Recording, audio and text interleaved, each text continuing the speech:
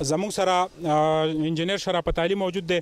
انجینر صاحب دا راته ووایه چې ټي ام ای د طرفه د پرایویټ سکولونو چې دی هغه هم د هغوی په سره کرښه کې راغلي دي او د ټیکسونو یو لوی بوج په عوامو چت کړی. تاسو څه وایئ؟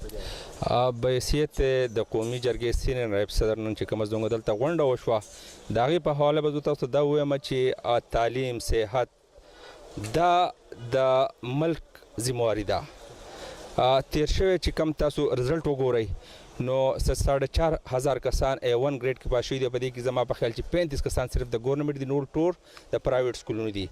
هغه کسان هغه بیا ډاکټران جوړېږي، انجینران جوړېږي، په معاشري کې یو ښه مقام ته رسي او د معاشرت په ملک په مضبوطېږي.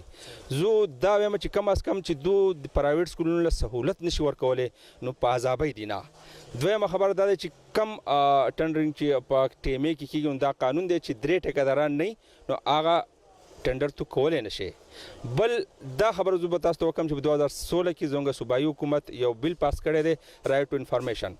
دا ماته حق شته چې زه هرې ادارې ته تللی شم د هغې ادارې د ټنډر په باره کې د هغه د بجټ چې کم بجټ په 2017-18 کم پاس شوی د هغې معلومات زه حاصلولی شم او هغو ماته پابند دي چې دا معلومات مال راکړي. په دې حواله باندې انشاءالله کمیټي جوړه شوه. ډېر ژر به زموږ اے پی سی او د دغې تحصیل ناظم او اے سی صاحب سره او دا کم چې د کونسلران دي د هغو سره به زموږ انشاءالله ملاقات کیږي او په دې حواله به موږ ځان پوهه کوو چې آیا په نور ملکن ډویژن په نور ټي ام ایز کې دا ټیکسز نشته، آیا دلته دا ولې لاګو دي؟ اوس دا وخت عوام څه وکړي چې هغوی پسې خوار لري دغه ځای هغه ټیکس نه ورکوي، څه وکړي؟ په دې حواله باندې به زموږ متفقه طور باندې چې کوم زموږ کمیټي جوړه شوه هغه به فیصله کوي.